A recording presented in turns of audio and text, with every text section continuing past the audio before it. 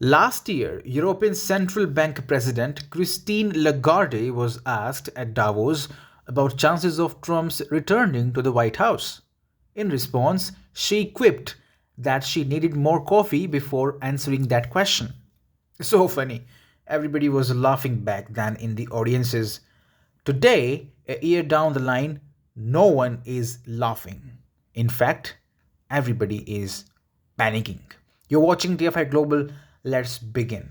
The overrated Davos forum was winding down, then appeared Trump. His virtual address is now what everybody wants to talk about. His virtual address is now what everybody wants to talk about. Trump has truly arrived at the world stage, and Western liberals are already falling in line.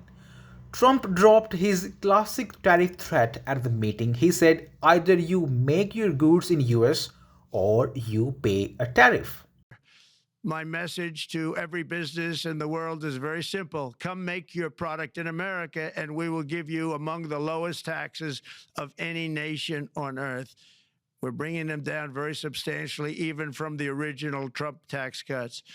But if you don't make your product in America, which is your prerogative, then very simply you will have to pay a tariff, differing amounts, but a tariff which will direct hundreds of billions of dollars and even trillions of dollars into our treasury to strengthen our economy and pay down debt.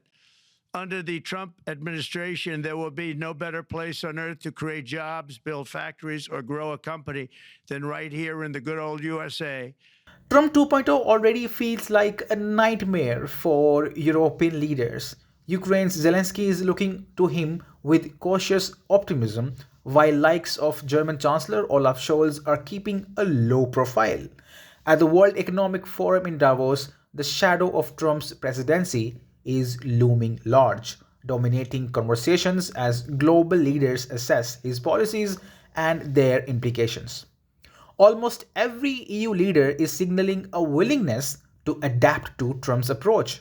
For instance, Finnish President Alexander Stubb summarized the sentiment. He said, listen to what President Trump has to say and act accordingly. A country like Finland will certainly do that.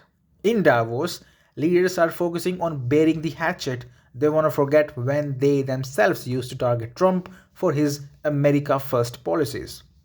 Spanish Prime Minister Pedro Sanchez highlighted the need for a pragmatic stance. He said, we have to engage in a constructive approach in our ties with the new administration. Even NATO's Secretary General Mark Rutte, who last year attended Davos as Dutch Prime Minister, reflected on Trump's push for increased European defense spending, a stance that once divided opinions but is now widely accepted. In the end, Trump starting the debate is good, and he will always do it in his own way.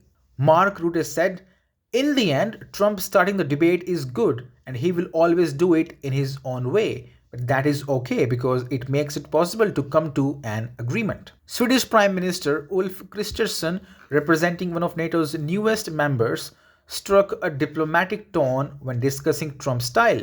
Politics is run in a different way in the US compared to European countries, he noted in a Bloomberg TV appearance. Elon Musk, a key Trump ally thanks to his financial backing and social media support, has been another topic of interest in Davos. The bold actions of Musk, especially his support for right-wing groups in Germany, have drawn scrutiny. Chancellor Scholz addressed the issue indirectly. He could not muster the courage to say his name aloud. He said, we have freedom of speech in Europe and in Germany. Everyone can say what he wants, even if he is a billionaire. Meanwhile, UK Chancellor of the Exchequer, Rachel Reeves, brushed off Musk's stance with a laugh, a serious laugh. Coming back to Zelensky, his focus is clear. He needs military support to fend off Russia's invasion, discussing the idea of a peacekeeping force should a truce ever be reached. Zelensky was direct in underscoring Europe's limitations. He declared at Davos, it cannot be without the US. Well, you must give it to Trump for doing the undoable. The EU looks united now. Almost everyone is panicking, bowing to Trump, and looking ready to help make America great again.